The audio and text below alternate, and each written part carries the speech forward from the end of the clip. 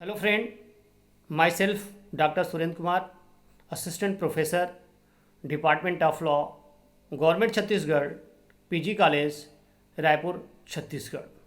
मैं आज आपके पास एक वीडियो शेयर कर रहा हूँ। यह वीडियो पट्टा विलेख, जिसको इंग्लिश में हम लोग लीज डीड कहते हैं। लीज और डीड ये दो चीज़ हैं। तो सबसे पहले हम लीज को देखेंगे। संपत्ति अंतरण अधिनियम 1882 के अंतर्गत यह स्पेसिफिक ट्रांसफ़र है और ये स्पेसिफिक ट्रांसफ़र तीसरे प्रकार का है। इसमें हम उपभोग के अधिकार का अंतरण करते हैं, जबकि विक्रय में स्वामित्व का अंतरण होता है, बंधक में हित का अंतरण होता है और पट्टे में उपभोग के अधिकार का अंतरण। हम कब्जे का अंतरण करते हैं, जो लेसर होता है जिसको हम पट्टाकर्ता कहते हैं, और लेसी पट्टाग्रहिता। पट्टाकर्ता से पट्टाग्रहिता के पक्ष में जो पट्टा की विषय वस्तु होती है उसको हम अंतरण करते हैं, जिससे उस विषय वस्तु का वह इंजॉय करे। जैसे मेरे पास एक मकान है, यह मकान हम किराए पर देना चाहते हैं, तो मैं लेसर हो गया और जिस व्यक्ति के पक्ष में देना चाहता हूँ वो लेसी होगा। और ये विषय वस्तु जो है वह संपत्ति है, और इस संपत्ति का हम कब्जा कीमत के बदले जो किराया होगा वो इसका कंसिडरेशन होगा, प्रतिफल। वो चाहे धन में हो सकता है, चाहे वो अंश के रूप में हो सकता है, चाहे शेयर के रूप में हो सकता है। ये उसका प्रतिफल है। इसके बदले हम अंतरण कर रहे हैं। अब हम पट्टे की परिभाषा को देखते हैं। तो पट्टे की जो परिभाषा है वह संपत्ति अंतरण अधिनियम 1882 की धारा 105 में उल्लिखित है। उपभोग के अधिकार का ऐसा अंतरण जो अभिव्यक्त समय के लिए, विवक्षित समय के लिए या शाश्वत काल के लिए किसी प्रतिफल के बदले, यह प्रतिफल धन के रूप में हो सकता है, अंश के रूप में हो सकता है, सेवा के रूप में हो सकता है। जो व्यक्ति अंतरण करता है उसको हम पट्टाकर्ता, इंग्लिश में लेसर, और जिस व्यक्ति के पक्ष में किया जा रहा है वह लेसी, जिसको हिंदी में पट्टा ग्रहिता कहते हैं। तो पट्टे के आवश्यक तत्व, तो पहला का आवश्यक तत्व है कि पक्षकार, दो पक्षकार होंगे जिसको हम लेसर और दूसरे को लेसी कहते हैं। पक्षकार सक्षम होना चाहिए, कॉम्पिटेंट पार्टीज। और ये कॉम्पिटेंट पार्टीज हम दो बिंदु पर देखेंगे। पहला सक्षमता,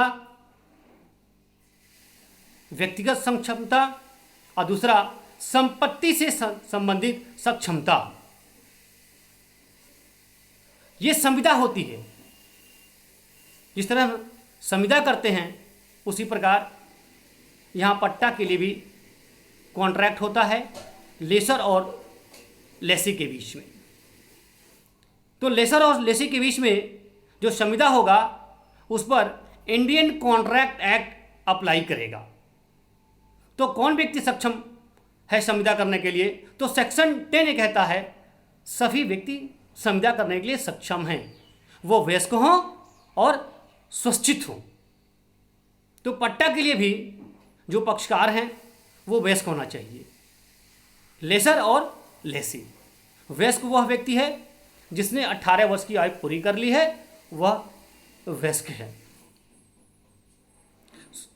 स्वतंत्र सहमति होनी चाहिए, साउंड माइंड का होना चाहिए। वो जो है कोवर्सन, फ्रॉड, अंडू इन्फ्लुएंस के अंतर्गत ये जो पट्टा है वो नहीं होना चाहिए। दूसरा जो बिंदु है सक्षमता पे, जो व्यक्ति संपत्ति का अंतरण कर रहा है वह अंतरण करने के लिए सक्षम होना चाहिए section 7 transfer of property act 1882। वह संपत्ति का मालिक होना चाहिए। यदि संपत्ति का मालिक नहीं है तो वह अंतरण नहीं कर सकता है। लेकिन इसका एक अपवाद है, यदि उसको अंतरण करने का अधिकार दिया गया हो, जैसे पावर ऑफ अटॉर्नी, इसको हिंदी में मुख्तारनामा कहते हैं। यदि उसको मुख्तारनामा मिला हुआ है तो वह मुख्तारनामे के आधार पर पट्टा कर सकता है। प्रतिफल जो परिभाषा को हम देख रहे हैं, यह प्रतिफल धन के रूप में हो सकता है, फसल के रूप में हो सकता है, अंश के रूप में हो सकता है, या सेवा के लिए हो सकता है। प्रतिफल होना आवश्यक है, क्योंकि प्रतिफल के बिना किया गया करार शून्य होता है। धारा 25 संविदा अधिनियम के अंतर्गत।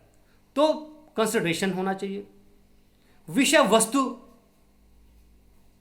यहां पर विषय वस्तु जो है वह विषय वस्तु अचल संपत्ति होना चाहिए। पट्टा की जो विषय वस्तु है वह चल संपत्ति नहीं होनी चाहिए। अचल संपत्ति की परिभाषा संपत्ति अंतरण अधिनियम 1882 की धारा 3 के अंतर्गत दिया गया है, जिसके अंतर्गत खड़ा घास, उगती फसलें और घास नहीं आता है। तो जो पट्टा की विषय वस्तु है वह केवल अचल संपत्ति है। चल संपत्ति पट्टा की विषय वस्तु नहीं हो सकती है। अब हम पट्टे के प्रकार को देखेंगे। तो जो पट्टे के प्रकार हैं वह मासानुमासी पट्टा है, वर्षानुवर्षी पट्टा है, और तीसरा पट्टा जो शाश्वत काल के लिए है।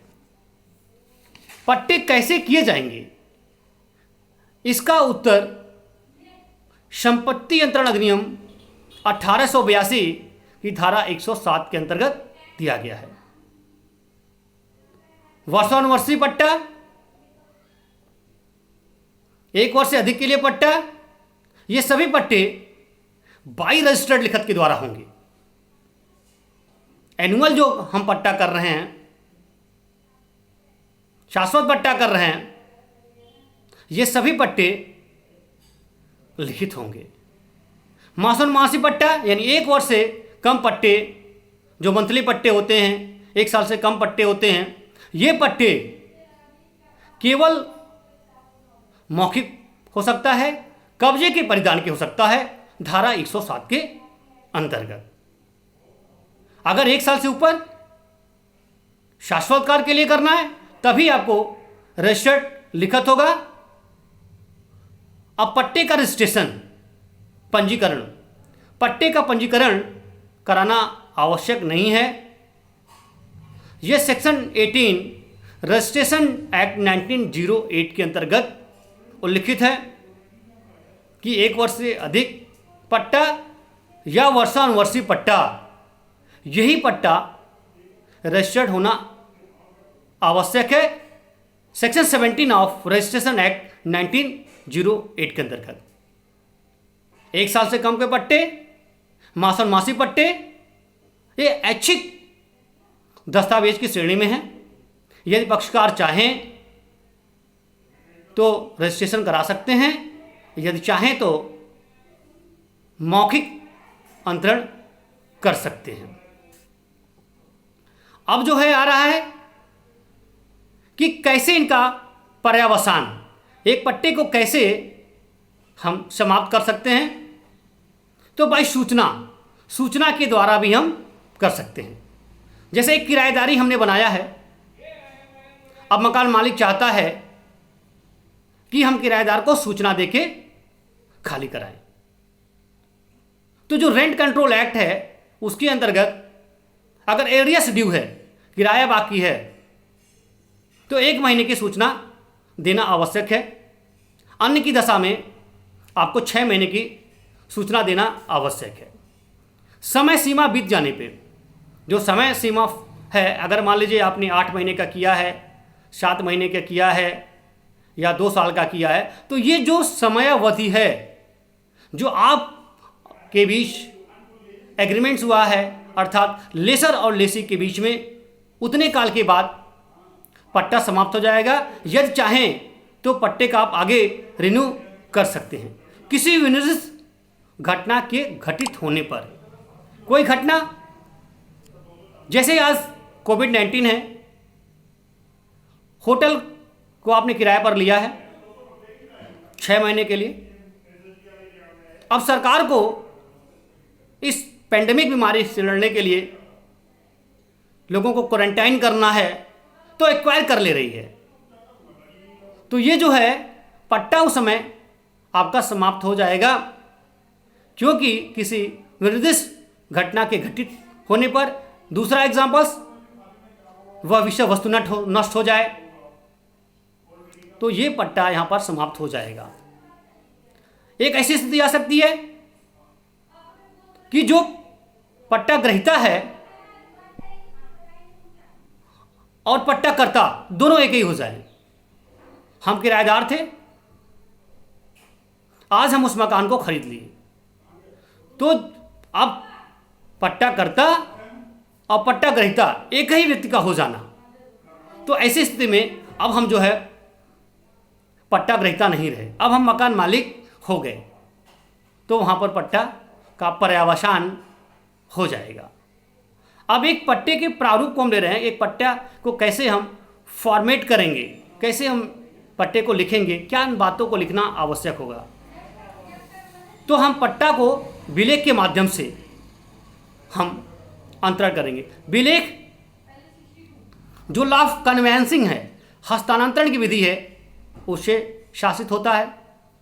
हस्तांतरण एक ऐसा लिखित दस्तावेज है जिसके माध्यम से पट्टाकर्ता अपनी अचल संपत्ति का अंतरण पट्टा ग्रहीता के पक्ष में करता है। अर्थात एक लिखित दस्तावेज है, ऐसा दस्तावेज जिससे वो पट्टा की विषय वस्तु है उसका अंतरण हो रहा है। अब हम प्रारूप की बात कर रहे हैं, एक प्रारूप बना रहे हैं। यह पट्टा विलेख आज दिनांक 27/4/2020 को श्री अशोक सिंह सन ऑफ उपेंद्र सिंह निवासी महावीर नगर रायपुर छत्तीसगढ़, जिसे आगे पट्टाकर्ता कहा गया है प्रथम पक्ष, व गुप्ता सन ऑफ वीरेंद्र गुप्ता निवासी शंकर नगर, जिसे आगे पट्टा ग्रहीता कहा गया है, द्वितीय पक्ष के बीच निम्न शर्तों के अधीन तय की जाती है। यह कि पट्टाकर्ता मकान क्रमांक 18 महावीर नगर, जिसमें 2 कमरा, किचन, लैट्रिन बाथरूम का तनहा मालिक तथा कब्जे में है, जिसका विवरण पट्टा विलेख के अंत में दिया गया है। यह पट्टा की पट्टाग्रहीता द्वितीय पक्ष को बतौर 10,000 रुपये महीने किराए पर दिया जा रहा है।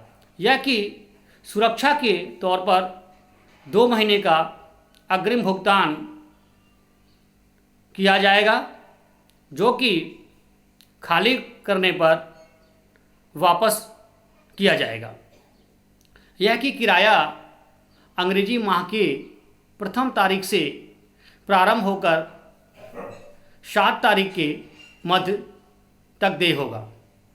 यह कि पट्टाकर्ता के द्वारा बिजली पानी का वहन न करके पट्टा ग्रहीता के द्वारा किया जाएगा। यह कि पट्टा ग्रहीता के द्वारा बिना पट्टाकर्ता के सहमति से मकान में ना तो निर्माण कराने का अधिकार होगा, ना तो सुधार कराने का अधिकार होगा, किसी प्रकार का फेर फार करने का अधिकार पट्टा ग्रहीता को नहीं होगा। यह कि पट्टा ग्रहीता केवल मकान आवासीय प्रयोग के लिए ही उपयोग करेंगे। यह कि पट्टा ग्रहीता के द्वारा उप पट्टे पर दिया जाना प्रतिबंधित होगा। यह कि पट्टाग्रहीता के द्वारा खाली करने से पहले पट्टाकर्ता को 1 माह का नोटिस दिया जाना आवश्यक होगा। अब साक्षी 1 नंबर और 2 नंबर, साक्षी का नाम, पिता का नाम, उम्र और उनका पता। दूसरे साक्षी का नाम, सन ऑफ, एड्रेस, स्थान, दिनांक। पट्टाकर्ता, पट्टाग्रहीता। पट्टाकर्ता प्रथम पक्ष के हस्ताक्षर, नाम। पट्टाग्रहीता तृतीय पक्षकार के हस्ताक्षर, नाम। संपत्ति का विवरण, ईस्ट, वेस्ट, नॉर्थ, साउथ करके हम दे देंगे, बना देंगे उसमें। तो हमारा ये लीज डीड क्लियर होगा। ये लीज डीड जो हम डिस्कस कर रहे हैं, यह जो है रेंट, किराएदारी विलेख है, जो पट्टा के अंतर्गत आता है। इस रेंट एग्रीमेंट से लेकर कोई डिस्प्यूट होगा तो रेंट कंट्रोल एक्ट अप्लाई होगा, और उसके लिए जो कॉम्पिटेंट कोर्ट है, अगर रेंट कंट्रोल एक्ट के अंतर्गत भाड़ा नियंत्रक प्राधिकारी का गठन कर दिया गया है, तो यह मामला भाड़ा नियंत्रक प्राधिकारी के द्वारा देखा जाएगा, अर्थात सिविल न्यायालय को अधिकारिता नहीं होगी। यदि आप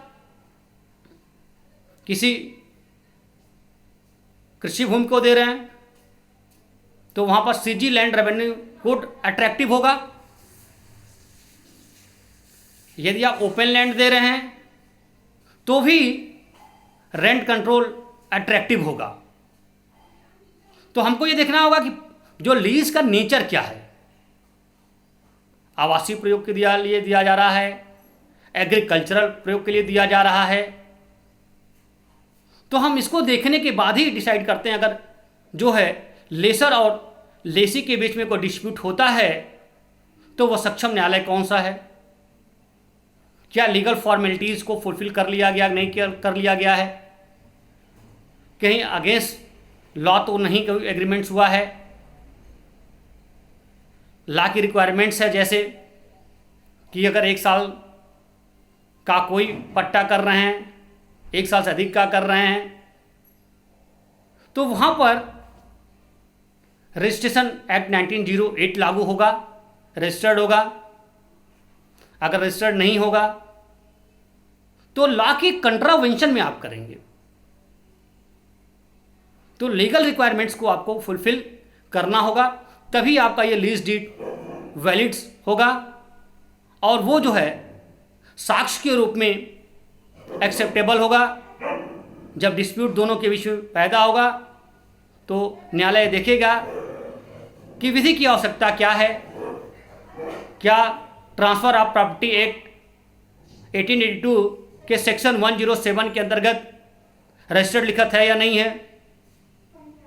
लिखत है, एक्सेप्ट होगा और सभी चीज़ें ठीक है तो आपके पक्ष में जा सकता है। Thank you.